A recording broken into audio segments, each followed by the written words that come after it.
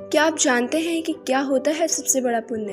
तो आइए आपको आज बताते हैं एक कहानी के माध्यम से कि सबसे बड़ा पुण्य क्या होता है। एक राजा बहुत बड़ा प्रजापालक था। हमेशा प्रजा के हित में प्रयत्नशील रहता था। वह इतना कर्मठ था कि अपना सुख, ऐशो आराम सब छोड़कर सारा समय जन कल्याण में ही लगा देता था।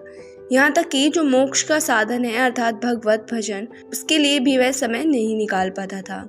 एक सुबह राजा वन की तरफ भ्रमण करने के लिए जा रहा था कि उसे एक देव के दर्शन हुए। राजा ने देव को प्रणाम करते हुए उनका अभिनंदन किया और देव के हाथों में एक लंबी चौड़ी पुस्तक देखकर उनसे पूछा, महाराज आपके हाथों में ये क्या है? देव बोले, राजन ये हमारा बही खाता है जिसमें सभी भजन करने वालों के नाम हैं।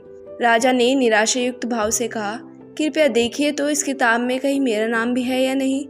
देव महाराज किताब का एक एक पृष्ठ उलटने लगे, परंतु राजा का नाम कहीं भी नजर नहीं आया। राजा ने देव को चिंतित देखकर कहा, महाराज आप चिंतित ना हो, आपके ढूंढने में कोई कमी नहीं है। वास्तव में ये मेरा दुर्भाग्य है कि मैं भजन कीर्तन के लिए समय नहीं निकाल पाता और इसलिए मेरा नाम यहाँ है भी नहीं। उस दिन राजा के मन में आत्मग्लानि सी उत्पन्न हुई, लेकिन उसके बावजूद उन्होंने इसे नज़रअंदाज कर दिया और पुनः परोपकार की भावना लेकर दूसरों के लिए सेवा करने में लग गए। कुछ दिन बाद राजा फिर सुबह वन की तरफ टहलने के लिए निकले तो उन्हें वही देवराज महाराज मिले। इस बार भी उनके हाथों में वही एक पुस्तक थी। इस पुस्तक के रंग और आकार में बहुत भेद थे और ये पहली वाली से काफ़ी छोटी भी थी। राजा ने उन्हें प्रणाम करते हुए पूछा, महाराज आज कौन सा बही खाता अपने हाथों में लाए हैं? देव ने कहा, राजन आज के बही खाते में उन लोगों का नाम लिखा है जो ईश्वर को सबसे अधिक प्रिय हैं। राजा ने कहा, कितने भाग्यशाली होंगे वो लोग, निश्चित ही वे दिन रात भगवत भजन में लीन रहते होंगे। क्या इस पुस्तक में कोई मेरे राज्य का भी नागरिक है? देव महाराज ने बही खाता खोला और ये क्या, पहले पन्ने पर पहला नाम राजा का ही था। राजा ने आश्चर्यचकित होकर पूछा, महाराज मेरा नाम इसमें कैसे लिखा हुआ है? मैं तो मंदिर भी कभी कभार जाता हूँ। देव ने कहा, राजन इसमें आश्चर्य की क्या बात है? जो लोग निष्काम होकर संसार की सेवा करते हैं, जो लोग संसार के उपकार में अपना जीवन अर्पण करते हैं, वो लोग मुक्ति का लोभ भी त्याग कर प्रभु के निर्बल संतानों की सेवा सहायता में अपना योगदान देते हैं। उन त्यागी महापुरुषों का भजन स्वयं ईश्वर करता है। ए राजन तू मत पछता कि तू पूजा पाठ नहीं करता, लोगों की सेवा कर, तू असल में भगवान की ही पूजा करता है। परोपकार और निस्वार्थ लोक सेवा किसी भी उपासना से बढ़कर है।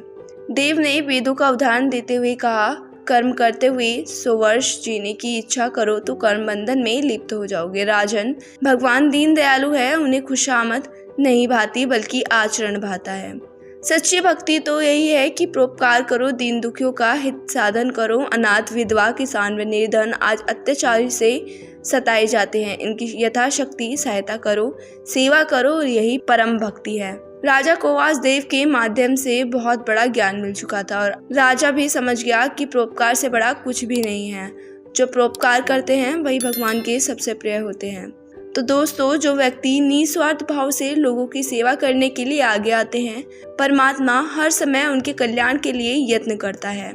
हमारे पूर्वजों ने भी कहा है, दूसरों के लिए जीना, दूसरों की सेवा को ही पूजा समझकर कर्म करना, परोपकार के लिए अपने जीवन का सार्थक बनाना ही सबसे बड़ा पुण्य है।